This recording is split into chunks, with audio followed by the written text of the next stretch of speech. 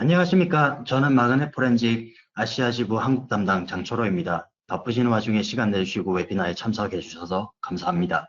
오늘은 프레임비트사 김진국 대표가 애플 iOS와 안드로이드 스마트폰의 숨겨진 증거를 분석하는 방법에 대해서 공유할 예정입니다. 궁금하신 사항들은 우측 질문 채팅창에 입력을 해주시면 웨비나가 끝나고 답변을 드리도록 하겠습니다. 그럼 김진국 대표님 시작해 주시기 바랍니다. 안녕하세요. 반갑습니다.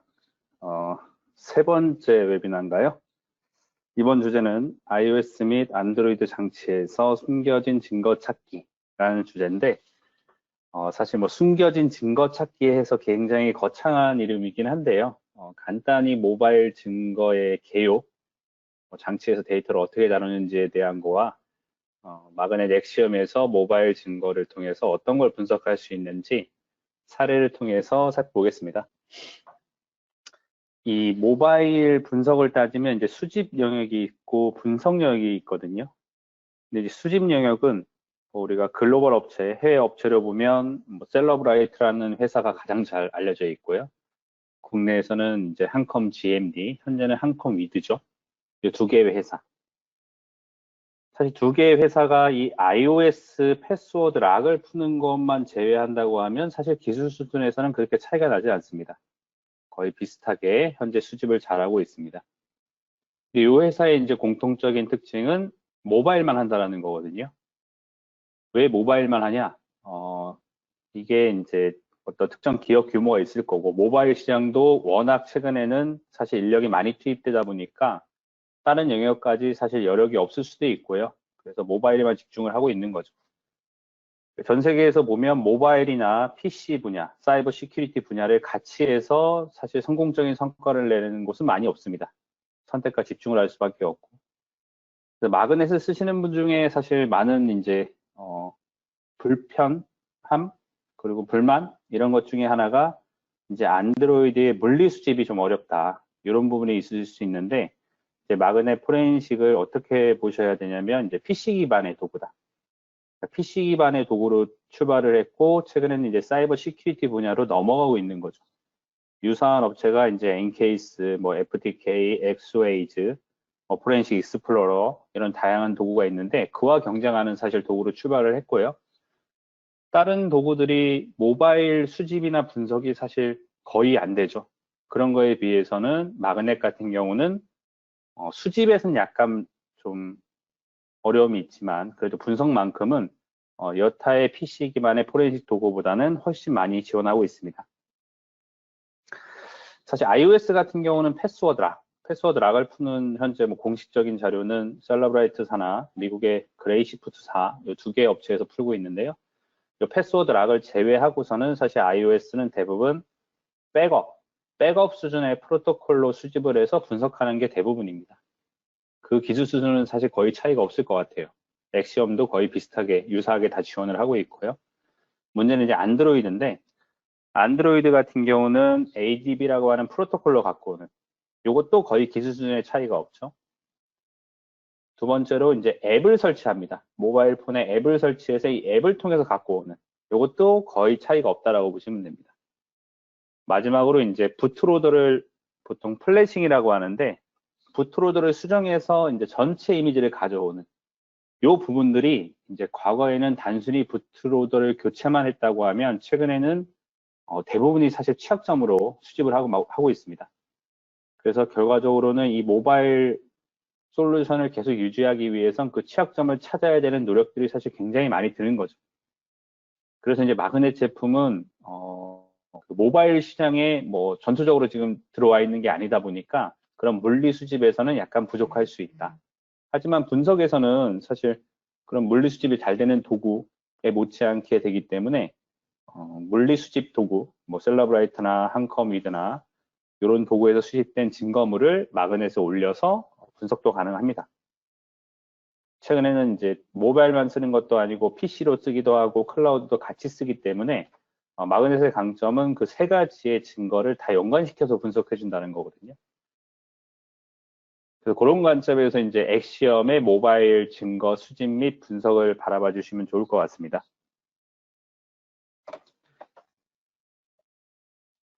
시작하겠습니다. 간단히 발표자 소개를 하면 저는 2013년 8월부터 플랜비트라는 회사의 대표를 하고 있고요.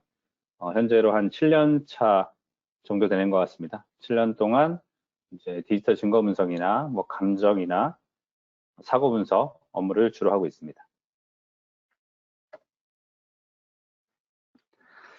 다음은 모바일 포렌식의 어려움이라고 하면 이제 대부분 이 하드웨어 기반의 암호화를 쓰죠. 그 단순히 하드웨어에 들어있는 키만 사용하는 게 아니라 사용자의 패스코드, 저희가 장치를 열기 위해서 입력하는 숫자로 된 그런 패스코드와 결합이 되어 있습니다. 그래서 이 암호화된 이슈를 풀기가 굉장히 까다롭다. 그리고 과거에는 전체 디스크 암호화를 많이 썼는데요. 대부분 최근에는 iOS나 안드로이드나 이 파일 기반의 암호화를 쓰는 추세입니다. 그리고 요 OS의 정보만 분석하면 되는 게 아니라 사실 OS 정보가 전체 분석의 한 40%라고 하면 나머지 60%는 결국 이 서드파티 앱이거든요. 서드파티 앱의 데이터를 얼마만큼 많이 디코딩하고 그리고 서드파티가 업데이트 될 때마다 이 디코딩하는 것들을 계속 체크해서 트래킹을 해줘야 되거든요. 그래서 이런 것들이 얼마만큼 지원이 되냐. 사실 그런 입장에서 이제 우리가 외산, 해외 도구를 쓰면 국내 앱들이 또 지원이 잘 안 되는 부분들이 있고요. 국내 같은 경우는 이제 또 글로벌 그런 제품들, 글로벌 그런 이슈들에 대응이 좀 어려운 부분들이 있고. 그래서 그런 부분 때문에, 그건 적절하게 목적에 맞게 쓰시면 되는데, 그래도 마그넷 같은 경우는 국내의 앱들을 다수 지원하고 있고, 그런 부분들을 저희 쪽이나 국내의 마그넷 리셀러 쪽으로도 연결을 해주시면, 선분석, 우선 분석해야 될 앱 같은 것들을 요청해 주시면 빠른 시일 내에 업데이트가 될 수 있도록 지원하겠습니다. 그 과거에는 PC 데이터만 많았는데 요즘은 모바일도 사실 거의 100기가가 넘어가죠. 대부분 제 주변도 거의 256기가 정도를 쓰는 것 같은데요. 그렇기 때문에 사실 데이터 양이 만만치 않습니다. 모바일도. 그리고 단순히 모바일에만 데이터가 있는 게 아니라 이 데이터를 클라우드로 동기화시키거나 중요 정보가 사실 클라우드로 다 존재하기 때문에 결과적으로 이 사용자의 행위를 완벽하게 재구성하거나 모바일에서 지운 흔적들도 추적하고자 하면 이 클라우드 소스 데이터를 또 보지 않을 수 없거든요. 근데 이 소스 데이터를 이제 보는 부분에 대해서 또 여러 가지 법적인 이슈도 많고요. 일반적인 감사 때도 동의를 받아야 되는 여러 가지 절차들이 많이 있습니다. 안드로이드 버전을 보면 30% 가량 9.0 파이 버전을 쓰고 있고요. 근데 이제 주목할 만한 건 4.4 버전 키캣이나 5점 버전의 롤리팝, 이게 아직도 사실 10% 이상씩 쓰인다는 거죠. 이게 이제 일반적인 분석을 하실 때는 주 버전만 사실 대상으로 하면 되지만 수사기관이나 이렇게 불특정 다수를 사실 대상으로 하는 조사기관 같은 경우는 언제 어떤 증거물이 사실 들어올지 모르기 때문에 심지어는 저희가 최근에 분석한 폰들도 과거의 피처 폰들도 있습니다. 아직까지도. 그래서 이제 벤더들도 완전 과거와 단절돼서 사실 이 분석 관점을 갖고 갈 수가 없거든요. 그래서 그런 부분들이 약간 어려움들이 있다. 그래서 도구나 솔루션이 이런 부분들, 과거의 제품들을 얼마나 많이 지원하냐 이런 게 관점인데 사실 분석 관점에서는 버전이 낮은 걸 쓰면 쓸수록 분석가가 분석할 수 있는 데이터는 많아지죠. 그래서 낮은 버전이 들어오면 사실 분석가 입장에선 오히려 좋은 면으로 작용을 합니다. iOS 같은 경우는 대부분이 12점 버전 이상을 쓰고요. 그 이하 버전을 쓰는 비율은 사실 굉장히 낮습니다. 이게 안드로이드에 비해서 iOS 같은 경우는 사실 이 업데이트, 하드웨어 호환성 자체가 좋다 보니까 사실 저도 최근까지 iOS 6를 쓰다가 한 6개월 전에 iOS 8로 바꿨는데요. 6를 쓸 때도 그때가 12.9 버전인가 그랬는데 그때까지 업그레이드를 계속 했었거든요. 지금 현재 8 버전, iOS, 아이폰 8을 쓰는데도 최신 버전을 계속 업데이트를 하고 있죠. 이런 부분 때문에 iOS 같은 경우는 안드로이드에 비해서 상대적으로 최신 버전들이 많이 분포되어 있습니다. iOS는 이제 암호화 같은 경우는 우측을 보시면 이제 뭐 장치키, 그룹키가 있고요. 요게 Secure Enclave라고 하는 내부적으로 마련된 약간 보안적으로 구성된 하드웨어 영역이라고 보시면 될 것 같아요. 그래서 대부분의 키들은 다 이곳에 저장되어 있고요. 이게 OS에서 이 부분과 통신해서 API를 통해서 적절하게 상호작용을 하는데, 이 암호화만 보시면 맨 우측에 파일 컨텐츠, 파일의 내용은 현재 다 고유한, 파일마다 고유한 파일 키로 암호화가 됩니다. 그 다음에 이 파일 키는 클래스 키로 랩핑이 됩니다. 랩핑이 된다는 말은 파일 키가 다시 클래스 키로 암호화 된다라고 보시면 될 것 같아요. 그 다음에 이 파일 키는 파일의 메타 정보에 저장을 한 다음에 이 메타 정보는 하드웨어에 기반한 파이스팅 키로 암호화를 합니다. 그래서 우리가 암호화된 파일을 풀고자 하면 단순히 하드웨어 공격만을 통해서 하드웨어 내부에 있는 키를 뭐 추출해내거나 부채널을 통해서 추출을 한다고 해도 결과적으로는 메타 정보는 풀 수 있는데, 파일 키 자체가 클래스 키, 이 클래스 키는 하드웨어 키뿐만 아니라 패스 코드랑 결합을 통해서 파생되는 거거든요. 그렇기 때문에 패스 코드를 모르는 상태에서, 그렇죠? 아이폰은 현재 6자리죠. 6자리의 번호를 모르는 상태에서는 파일의 내용, 암호화된 내용을 볼 수가 없습니다.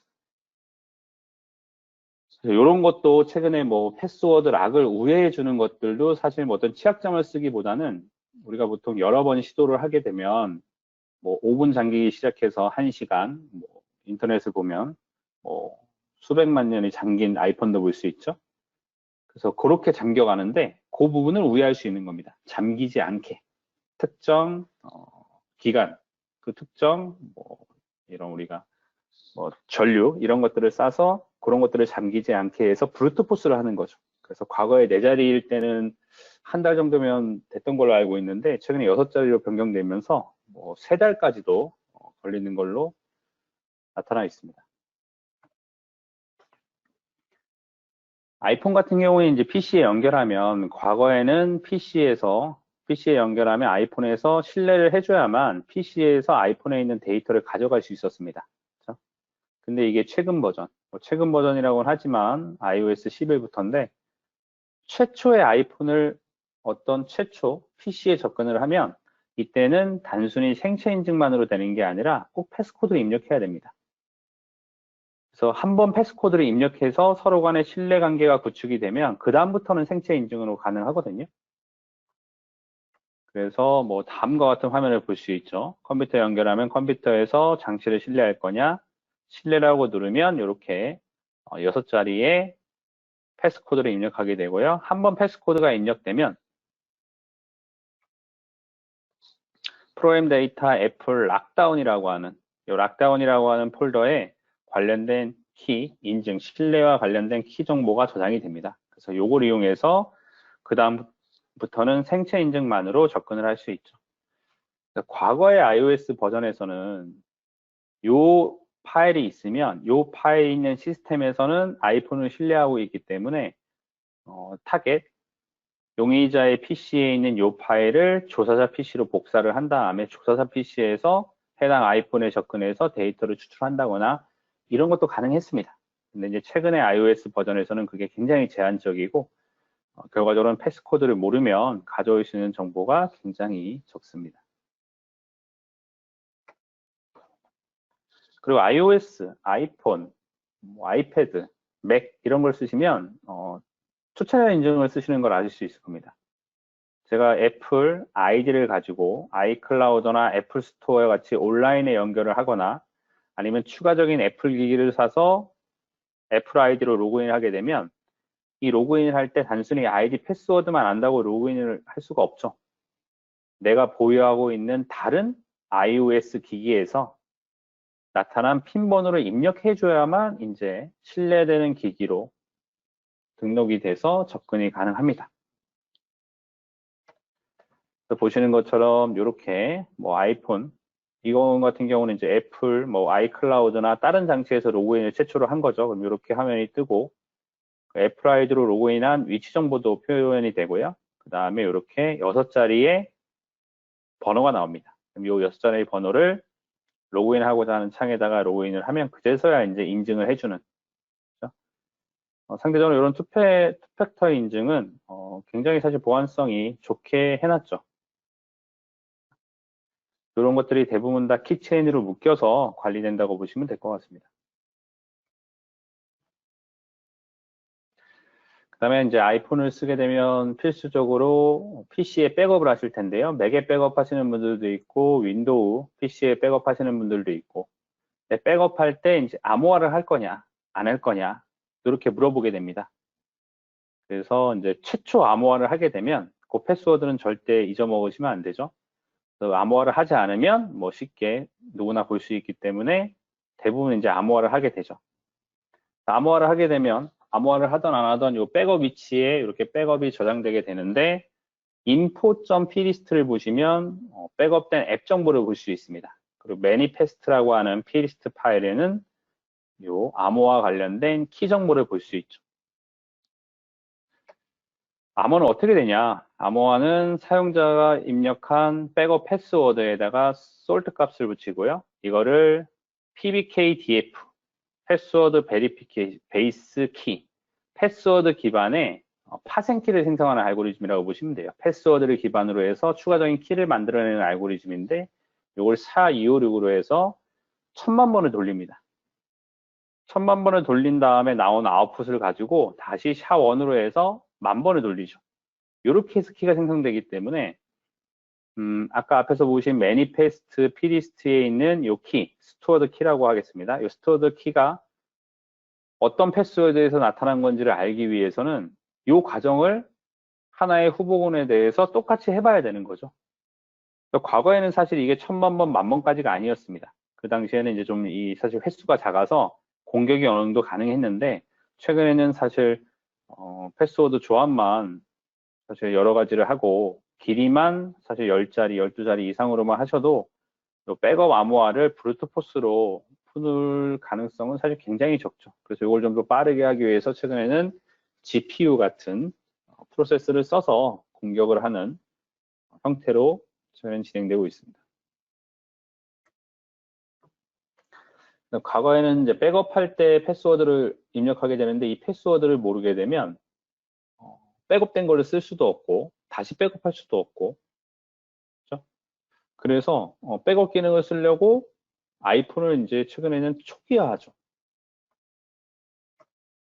백업할 때 패스워드 잃어버리게 되면 이렇게 아이폰의 일반의 재설정에 가셔서 모두 재설정하시면 아이폰에 있는 게 모두 지워지면서 백업 암호화까지 초기화를 할 수 있었습니다. 이게 초창기에는 안 되는데요. 뭐 최근에는 대부분 되기 때문에 이렇게 초기화를 하고 백업 암호를 다시 설정하곤 하는데 한번 이렇게 잊어먹으셔서 고생을 하시면 백업 암호를 대부분 설정을 안 하시고 또 쓰시더라고요. 그렇죠? 그래서 백업이 안 되더라도 이제 최근에는 앱이나 클라우드 같은 곳에서 이제 주요 정보들을 사실 백업을 지원하기 때문에 그런 것들을 백업하신 다음에 초기화를 하시고 다시 아이튠즈 설정하신 다음에 보통 쓰는 형태로 많이 사용을 합니다. 그리고 아이폰 같은 경우에 이제 시리가 있기 때문에 시리에게 시리야 내 이름을 알려줘 하시면 이제 사용자의 연락처 카드가 표시가 됩니다. 그래서 어떤 아이폰이든 사실 이 시리아를 듣게 해놨으면 그 아이폰의 연락처 카드를 통해서 이름 정보는 잠금 해제가 필요 없이 알 수 있죠.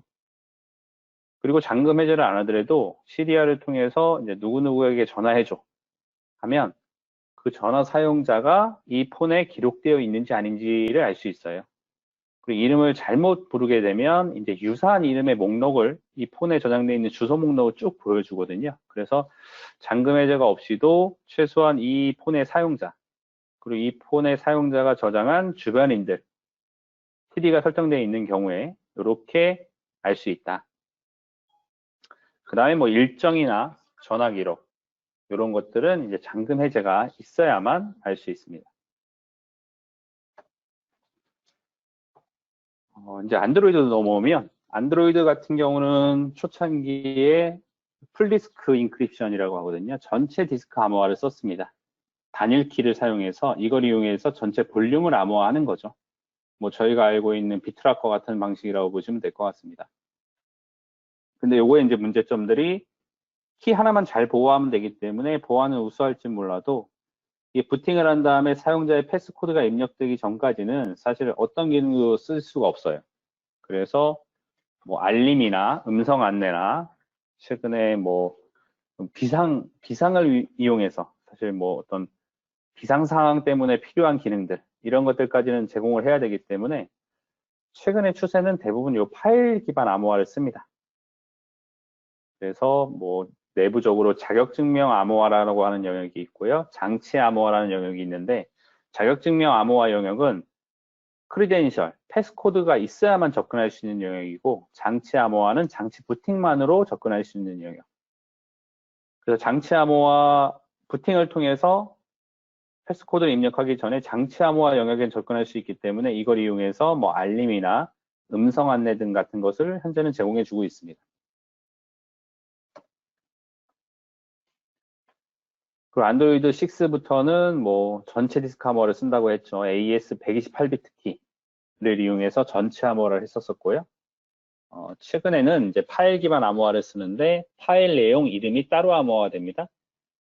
키 길이가 전체 암호화보다는 훨씬 더 길어졌죠. 256비트를 쓰고요. 뭐 내용이나 이름에 따라서 AES, XTX 모드를 쓸 거냐, CBC 모드를 쓸 거냐 이렇게 구분이 됩니다. 요건 뭐 그냥 참고로 알고 계시면 될 것 같습니다. 그 다음에 앞에서 설명드린 것처럼 안드로이드는 내부적으로 두 개의 저장소가 있다. 크리덴셜 인크리티드가 있고요. 디바이스 인크리티드. 크리덴셜은 패스코드를 입력해야만 접근할 수 있는 영역이고요. 디바이스는 패스코드 없이 부팅 후 사용할 수 있는 영역이다.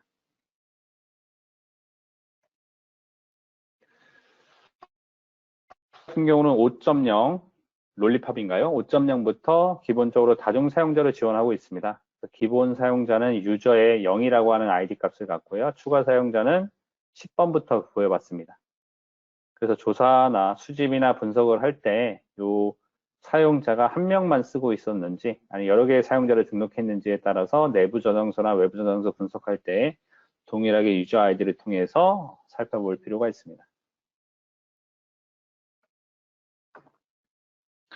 그리고 앞에서 살펴본 C, 크리덴셜 인크리티드 저장소나 디바이스 인크리티드 저장소에 따라서 요 MISC, 시스템, 유저 요것도 접근할 수 있는 패스코드 이시 접근할 수 있는 없이도 접근할 수 있는 영역이 구분되어 있다.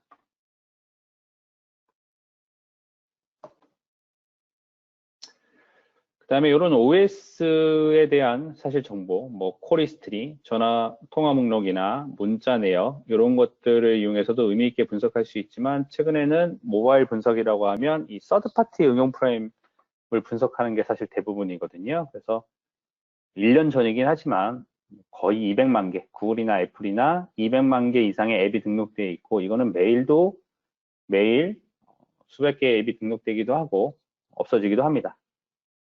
이 전체를 사실 분석 도구에서 지원할 수 없고요. 대부분의 분석 도구는 사용량이 많은 것들을 우선 지원하게 되죠. 그 다음에 이제 이슈가 있는 앱들, 뭐 최근에 국내로 따지면 N번방이나 박사방 관련해서 이제 텔레그램이나 그렇죠? 이런 앱들을 사실 우선적으로 좀 분석하거나 그렇게 하고 있습니다.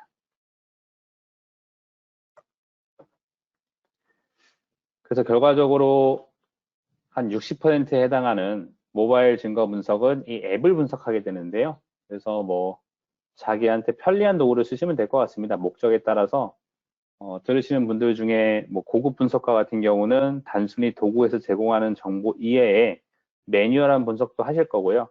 어떤 분들은 도구에서 지원하는 정보를 살펴보는 정도에서 사실 분석을 마치기도 하고 그래서 자기 목적에 맞는 도구를 쓰시면 될 것 같고 마그넷 같은 경우는 다이나믹 앱 파인더라 그래서 마그넷 엑시엄에서 지원하고 있는 앱 이외에도 대부분의 앱이 SQLite 형식, plist 같은 형식으로 데이터를 저장하기 때문에 이런 것들을 자동으로 식별해서 자동으로 분류하고 사용자의 선택에 따라서 이그제민에 추가할지 말지 이런 거를 매뉴얼하게 할 수 있는 기능도 지원하고 있습니다.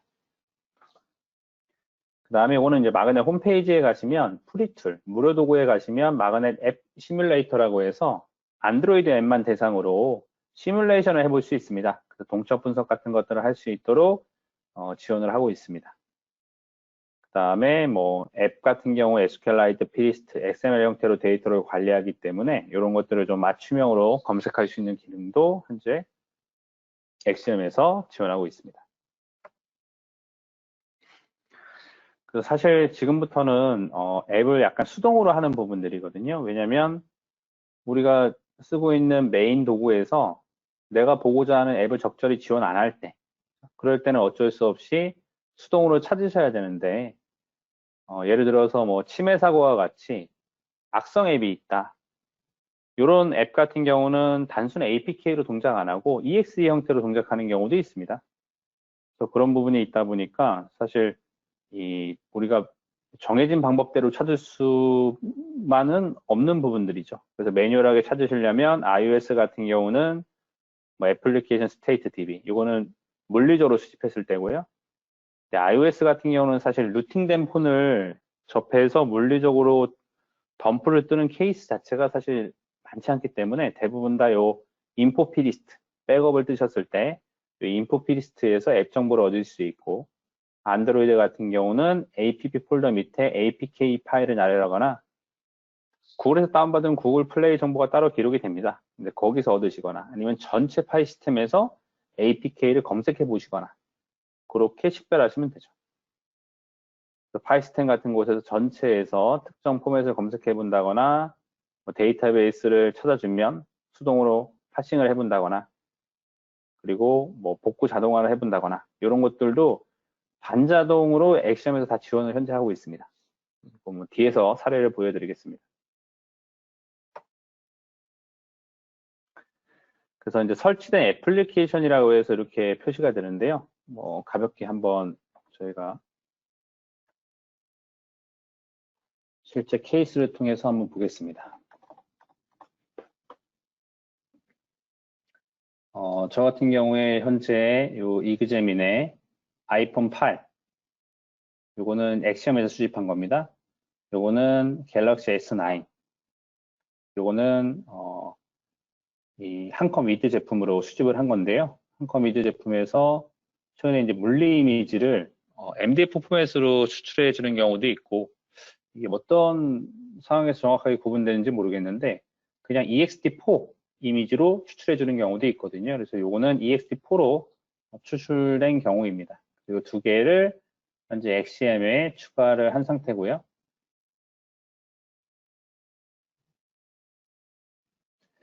아티팩트 뷰를 보시면 이제 두 개가 통합되어 있기 때문에 한 50만 개의 증거가 있죠.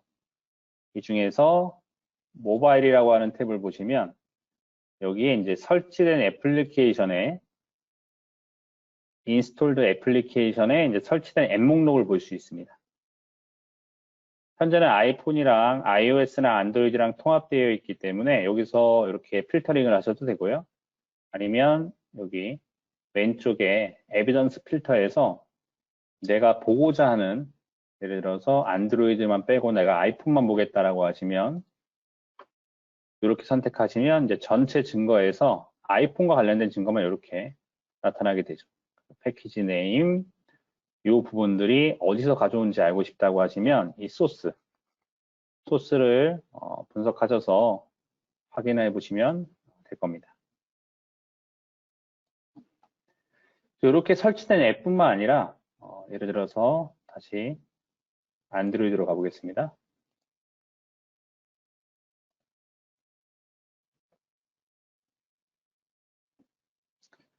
이 안드로이드 같은 경우는 설치된 앱 정보가 여기 경로에서 보시면 대부분 다 데이터 밑에 로컬. 이 로컬은 엑시엄으로 앱을 설치해서 수집하는 그 기능을 수행하다 보니까 여기 acquire라고 하는 앱이 설치되면서 여기 로컬이라고 하는 위치에 설치가 됐고요. 나머지는 데이터 앱이라는 폴더에 대부분의 APK가 존재를 하죠. 그 외에도 데이터 밑에 데이터 밑에 유저, 사용자 아이디인 0번 밑에 이렇게 존재를 합니다. 요거를 사실 여기서 소스를 누르시게 되면 자동으로 파일 시스템 뷰로 넘어가게 되거든요. 파일 시스템으로 넘어가시면 왼쪽에 보실 수 있듯이 이 앱 밑에 현재 삭제된 폴더도 사실 상당히 있어요.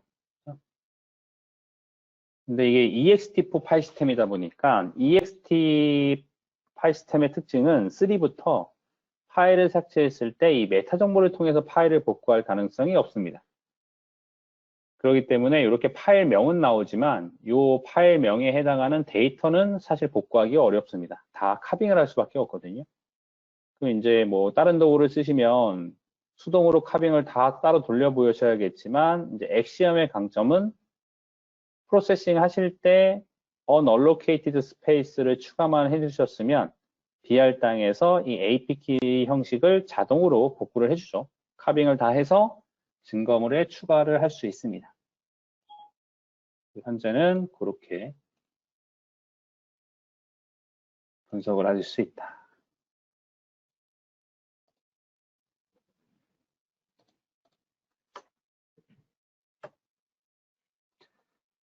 iOS 같은 경우는 이제 앞에서 설명드린 것처럼 파일 시스템, 뭐 전체 물리 이미지를 뜨게 되면 이 경로에서 앱 정보를 보실 수 있고요. 뭐 백업을 하게 되면 이렇게 인포 피리스트에서 보실 수 있습니다. 그 다음에 이제 미디어라고 하는 별도의 위치에서도 패키지 아이디를 검색해 보실 수 있고요. 뭐 이런 부분들은 사실 이렇게 패키지 아이디를 검색하시는 것보다 대부분 사실 파일이 존재한다면 앱이 있어야 되기 때문에 APK 파일이 있을 거고요. 그 외에 데이터는 다 SQLite DB를 사실 쓰기 때문에 DB 자체를 전체에서 이제 검색을 해보신 다음에 거기서 이름으로 따로 구별을 하시는 게 증거를 놓치지 않고 찾아갈 수 있는 방법이죠. 뭐 정확하게 사실 패키지명을 우리가 다 외울 수가 없기 때문에 DB나 APK 이런 이름으로 검색하셔서 관련된 위치를 찾아가시는 걸 추천드립니다. 그 다음에 사실 이런 파일들도 대부분은 사실 그냥 솔루션에서 해석해주는 정보만 보기 마련인데요. 실제 이 파일들을 매뉴얼하게 보시면 솔루션에서 해석하지 않는 부분들의 또 주요한 정보들이 저장되어 있거든요. 그래서 iOS나 요 같은 경우는 구성 파일이나 프리퍼런스 파일은 이 경로에서 보통 저장을 하고 있고, 그 다음에 뭐 데이터베이스 같은 경우는 이 위치에서 존재하기 때문에 미처 식별되지 않은, 그리고 미처 분석되지 않은 앱 같은 경우에도 이 위치에 가서 매뉴얼하게 SQLite를 분석을 통해서 확인하실 수 있습니다.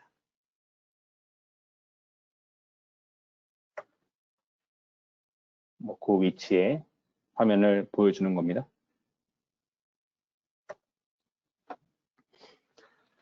그 다음에 이제 과거에는 다이나믹 앱 파인더가 없을 때는 단순하게 우리가 뭐 BR당 영역에서 카빙된 지금 현재 그림에서 보실 수 있듯이 바이너리 피리스트나 SQLite 자체를 그냥 복구만 해서 보여줬어요.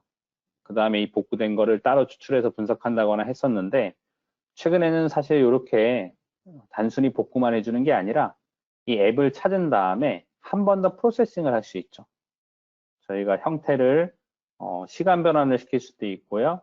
그리고 전체를 추가하는 게 아니라 내가 약간 프리뷰 버전에서 검토를 한 다음에 의미 있는 DB 자체만 이그제민에 추가해서 분석을 같이 할 수 있습니다. 그래서 이 프로세싱을 돌리실 때 다이나믹 앱 파인더를 키시고 돌리시면 프로세싱을 다 끝난 다음에 이 화면이 나올 거예요. 커스터마이즈 아티팩트라고 하는, 여기서 기본 엑시엄에서 지원하지 않지만 SQLite DB나 피리스트나 XML 같은 경우에 발견이 되면 여기에 목록이 쭉 나타납니다.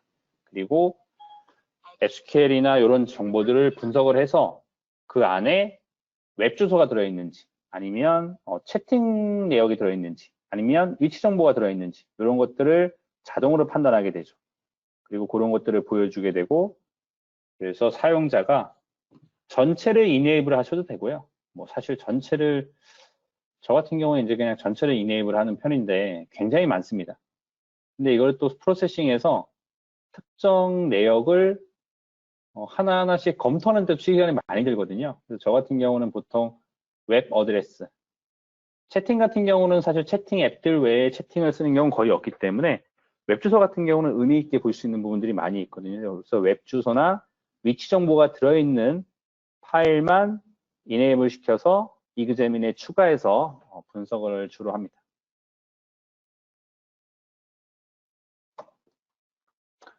최근에 모바일 폰들이 대부분 다 뭐 256이 거의 평균인 것 같습니다. 최근에는 256기가를 쓰기 때문에 저장소가 증가해서 분석가의 어려움도 같이 증가하고 있다.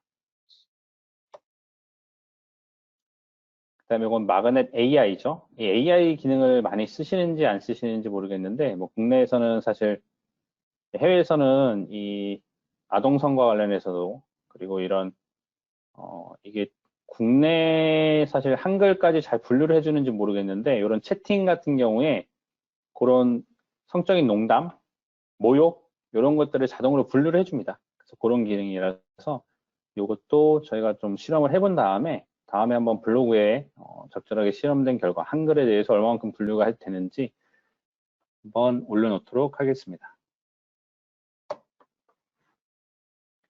그 다음에 장치 활동이죠. 장치 활동 같은 경우에 뭐 여기엔 iOS, macOS랑 거의 비슷한데요. 그런 정보도 있고, iOS 같은 경우는 안드로이드네요. 안드로이드 같은 경우는 안드로이드 UCG라 그래서 이 앱이 현재 포어그라운드로 올라왔는지 백그라운드로 넘어갔는지 이것들을 기록하는 DB가 있거든요. 그래서 이 DB를 보시면 최근에 앱의 사용 이 형태를 정확하게 추적할 수 있습니다. 그래서 한번 살펴보면 현재 안드로이드로 되어 있죠. 안드로이드 상태에서 오퍼레이팅 시스템에 안드로이드 UCG 스토리가 현재 5,600개 정도가 있죠. 이걸 선택을 한번 해보면 패키지 네임이 나오고요. 그 다음에 언제 이게 액티베이트 됐는지, 그리고 요거를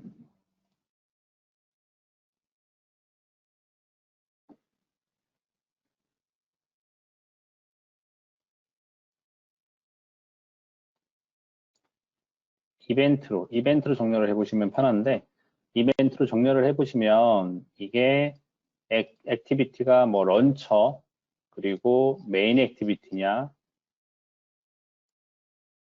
카메라 앱이 이벤트가 발생하냐, 카메라 자체를 카메라 앱에서도 열 수 있지만 요즘은 서드 파티에서도 사실 많이 열 수 있잖아요. 그런 부분들.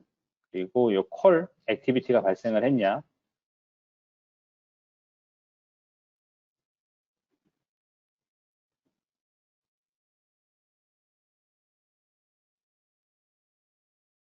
그리고 크롬 탭 액티비티, 혹은 크롬의 뭐 탭과 관련해서 탭을 추가했거나 하는 액티비티겠죠. 그런 다양한 액티비티들이 저장이 되고, 사실 이게 사실 굉장히 많이 저장됩니다. 지금도 보시면 2020년 최근의 이벤트인데요.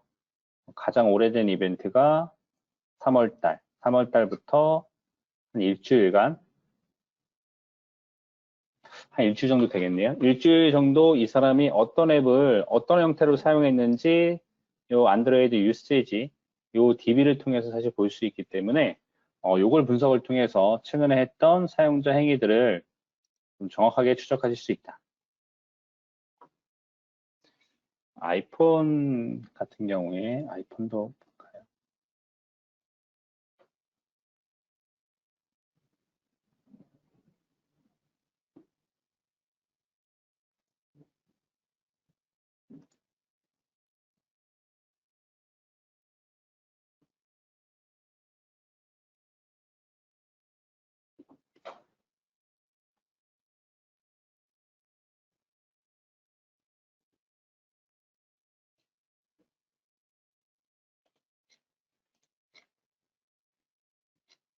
아이폰은 유사한 게 스크린 타임이라고 하는 우리 앱이 있거든요. 스크린 타임과 관련된 앱이 표시가 되는데 여기서는 표시가 안 되어 있네요. 그거는 스크린 타임을 통해서 최근에 앱 사용량이나 이런 부분들을 어느 정도 확인할 수 있습니다. 그리고 앞에서 설명드린 것처럼 커스텀, 이게 이제 기본적으로 안드로이드 액션에서 지원하는 앱들은 사실 여기 왼쪽 창에서 다 분석이 되고 프로세싱 과정에서 추가적으로 식별된 이런 앱들 같은 경우에 이렇게 커스텀한 앱들 같은 경우에 이렇게 추가를 할 수 있습니다. 추가를 해서 이렇게 내용을 보실 수도 있고요. 이런 것들을 실제 DB를 따라가서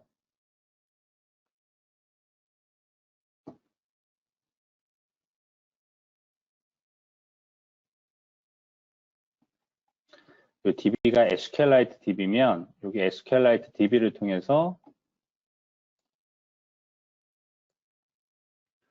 여기에서 이렇게 쿼리를 날릴 수도 있죠. 제가 쿼리를 통해서 이 DB들을 수동으로 편집해서 제가 원하는 형태로 가공해서 보거나 그런 부분도 현재 가능합니다.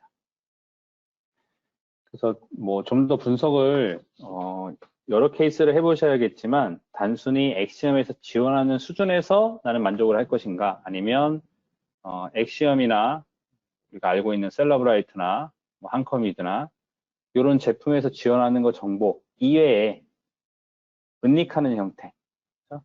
은닉하는 형태나 아니면 삭제된 형태 그런 경우에 그런 부분까지 내가 매뉴얼하게 볼 것인가 그런 것은 선택에 따라서 처음부터 그렇게 하시기는 힘드실 거예요. 그렇지만 케이스는 하나하나 하실 때마다 시간을 내셔서 그런 부분을 하시다 보면 어느샌가 이제 모바일 증거에 대한 인사이트가 좀 높아지실 수 있으실 겁니다. 그래서 요 앞에서 소개해 드린 것처럼 iOS 같은 경우는 스크린 타임이라고 하는 앱을 뭐 다 아실 수 있기 때문에 이런 형태로 보여주고요. 유사하게 이제 안드로이드 같은 경우는 디지털 웰빙 대시보드라는 게 있습니다.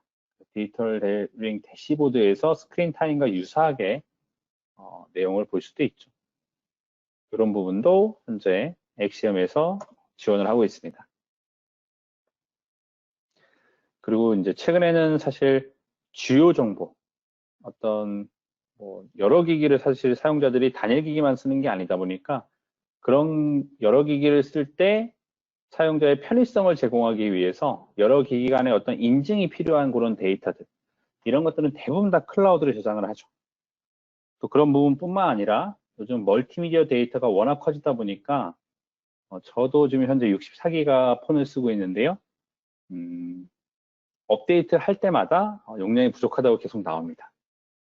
그렇다고 사진을 분명 백업은 해놨는데 제 폰에서 쉽게 검색할 수 있다 보니까 또 사진을 지우기는 싫거든요. 그러면 이제 한번 앱을 전체를 이제 한번 불필요한 앱들을 다 삭제한 다음에 업데이트를 하곤 하죠. 그러다 보니까 요즘은 이제 클라우드 같은 것들을 저렴하게 저장소를 제공해서 로컬에 있는 걸 클라우드로 올리게 되고 워낙 이제 무선 환경이 좋다 보니까 마치 로컬에 있는 것처럼 클라우드 데이터들을 열람하기도 하고 어느 순간 이런 것들이 이제 일상화되면 로컬 저장소보다는 사실 클라우드가 굉장히 일반화되는 환경에 처해질 수 있죠. 그러면 사실 조사나 감사, 수사, 조사 이런 부분에서 클라우드 데이터를 간과할 수가 없는 상황이 오게 될 겁니다. 엑시엄 같은 경우도 이제 클라우드 버전을 사시면 클라우드 버전은 기존 엑시엄에 이제 애드온 형태로 구입하실 수가 있습니다. 그렇게 하시면 해외 같은 경우는 이디스커버리라는 제도 때문에 대부분의 이 벤더에서 사용자의 크리덴셜을 통해서 사용자 데이터만 아카이빙해서 제공해주는 기능들이 다 있습니다. 그렇게 제공을 해주고 있고요.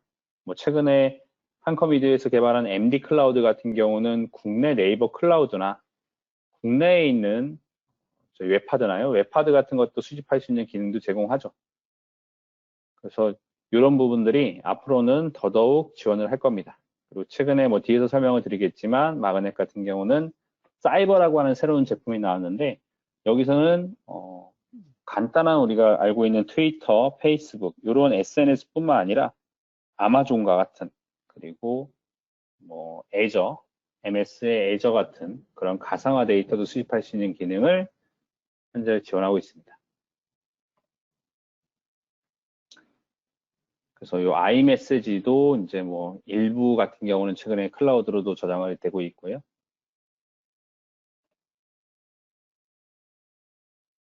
그래서 뭐 애플이 공간 절약을 위해서 계속해서 iMessage를 백앱에서 제외하고 아이클라우드로 통합시키려고 하는 노력들이 계속 이루어지고 있다. 향후에는 이제 대부분의 메시지를 다 아이클라우드로 보낼 수도 있다. 뭐 이렇게 되기 때문에 클라우드를 수집하고자 하는 어떤 노력들을 계속해야 된다.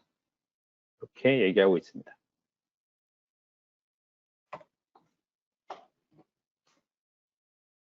그다음에 안드로이드 같은 경우도 이렇게 뭐 추가적으로 아이클라우드와 같이 구글 계정을 다 쓰기 때문에 구글에 백업할 수 있는 기능들도 제공을 하고 있죠.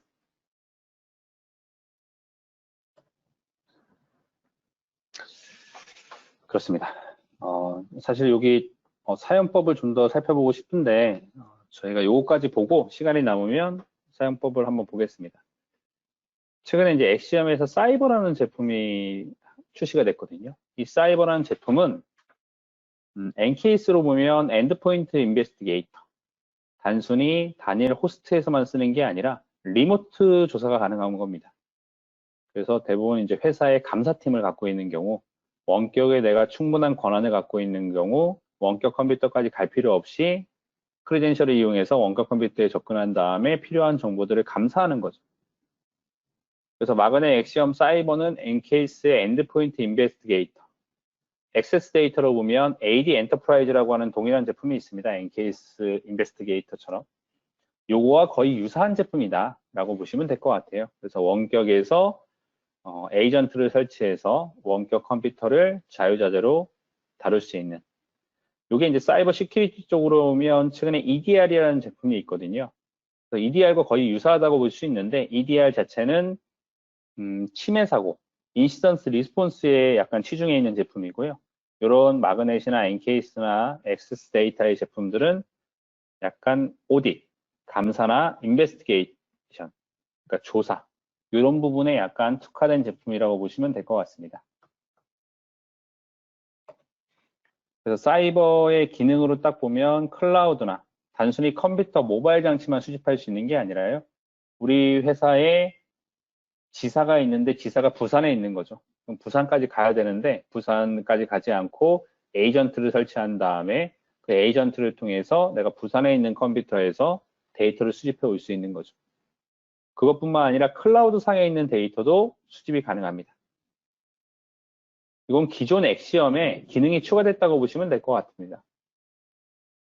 그래서 원격 수집할 때는 전체 디스크를 이미지 뜰 수도 있고요. 메모리를 수집할 수도 있고, 그 다음에 특정 아티팩트 아니면 특정 폴더만 수집할 수도 있습니다. 현재는 윈도우랑 맥을 지원하고 있습니다. 맥은 아직까지 업데이트가 되면 지원할 예정인데 맥도 이제 곧 지원이 되고, 그래서 뭐 윈도우나 맥에 대한 어떤 조사에 대한 플랫폼을 마련해야 된다라고 생각하시면 이 사이버를 고려해 보셔도 좋으실 것 같습니다. 그 다음에 AWS의 S3나 EC2, MS Azure, 오피스 365, 스카이프, G Suite, 박스, 드랍박스, 슬랙, 아이클라우드, MS 팀즈, 원드라이브, 이거 외에도 대부분의 뭐 페이스북이나 트위터나 이런 클라우드에 있는 데이터들을 적절한 크리덴셜만 있으면 자동으로 수집해서 분석을 해주는 그런 기능이 배정되어 있고요. 그리고 뭐 이건 계속 있었던 기능이죠. 타임라인 커넥션, 마그넷 AI를 이용해서 아티팩트를 쉽게 표현해준다. 그리고 결과적으로는 이 사이버 제품이 궁극적으로 가져가려고 하는 건 뭐냐면 단순히 PC 클라우드만 분석해주는 게 아니라 모바일까지 통합해서 다 분석을 할 수 있다 보니까 최근에는 하나의 사용자가 하나의 제품만 쓰지 않거든요. PC를 쓰다가 이걸 이어서 모바일에서 작업을 하기도 하고요. 클라우드에 또 올려서 작업하기도 하고.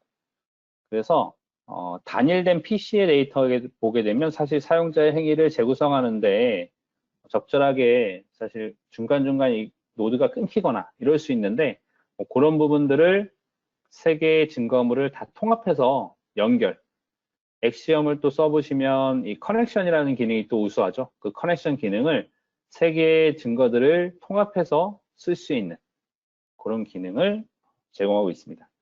이건 추후에 클라우드 수집 기능만 따로 뗄 수도 있고요. 뭐 사이버 수집에 대해서 국내 환경에서 얼마만큼 적절하게 사용될 수 있는지를 다음 웨비나 때나 한번 주제를 마련해서 소개해 드리도록 하겠습니다. 그다음에 마그넷 버추얼 서밋을 간단히 소개해 드리려고 하는데요. 이 버추얼 서밋은 예전에 마그넷 유저 서밋이라는 것으로 이제 전 세계에 유저들을 모아놓고 오프라인 행사를 펼치던 것이었습니다. 근데 올해는 이제 코로나19로 인해서 이 행사가 취소됐습니다. 그렇지만 이 행사를 이제 가상으로 그래서 지원을 합니다. 가상으로 5월 4일부터 한 달 동안 온라인에서 등록만 하시면 5월 한 달 동안 뭐 필요한 것들, 필요한 강연에 대해서 5월 내내 무료로 들으실 수도 있고요. 지금 현재 초청 연사는 한 30명 정도 되고요. 국내에서도 저도 한글로 발표를 할 예정이고 한국어로 발표할 예정이고 저 말고 고려대에서도 한 2명 정도 현재 참여해서 발표를 할 예정입니다. 그 다음에 가상으로 CTF, 뭐 요거는 많이 보셨겠지만 뭐 산스라고도 많이 하는데 여기서 하는 넷워 행사가 있습니다. 매년 저희 포렌식 커뮤니티 행사를 하면 거기서 챌린지 같은 걸 하는데 그거 외에 뭐 대학교에서 하는 그런 CTF 같은 게 열리게 되고요. 그 다음에 마그넷에서 주최하는 교육도 가상으로 열리게 됩니다. 그래서 혹시나 뭐 최근에 자격증 관련해서 MCFE 자격증에 관심이 있으면 이런 거를 가상으로 들으셔도 될 것 같고요. 그 다음에 뭐 공식적으로 홈페이지는 DFIR 자선 달리기 대회를 온라인으로 하겠다라고 되어 있는데 사실 이거 어떻게 할지 모르겠어요. 이것도 한번 기대되긴 하는데 이런 행사도 있고 디지털 행아웃 이런 행사도 있습니다. 그래서 마그넷 버추얼 서밋이라고 하는 사이트에 가셔서 등록하셔도 되고요. 현재 여기 보이는 QR코드를 찍으시면 자동으로 행사 페이지, 등록 페이지로 연결되기 때문에 여기에 등록하셔서 추후에 알람 오는 링크를 통해서 듣고 싶은 주제 선택하신 다음에 5월 한 달 동안 원하시는 공부라고 해야 되나요? 그런 교육을 받으시면 좋으실 것 같습니다. 사실 시간이 다 된 것 같습니다. 모바일 증거물은 저희가 필요하면 뭐 샘플을 좀 만들어서 좀 배포를 한다거나 최근에 저희가 이제 블로그를 열심히 하고 있습니다. 그래서 필요한 내용 같은 경우는 저희 담당자를 통해서 제보해 주시거나 저희 홈페이지를 통해서 제보해 주시면 그런 내용들을 빠르게 조사해서 블로그에 저희가 작성해서 좀 알려드리는 걸로 하겠습니다. 이상으로 웨비나를 마치겠습니다. 네, 김중욱 대표님 발표 감사합니다. 오늘 iOS와 안드로이드 증거 수집과 분석 웨비나에 참석해 주셔서 감사합니다. 김진국 대표가 공유했듯이 저희 마그넷 버추얼 서밋 관련해서도 많은 관심 가져주시고 코로나19 예방 잘하시고 또 다양한 디지털 포렌식 관련 내용을 다룰 다음 웨비나에도 참석 부탁드리겠습니다. 혹시 대표님 더 하실 말씀 계십니까? 네, 없습니다. 네, 감사합니다. 그럼 이상으로 웨비나 마치도록 하겠습니다. 감사합니다. 고생하셨습니다. 수고하셨습니다.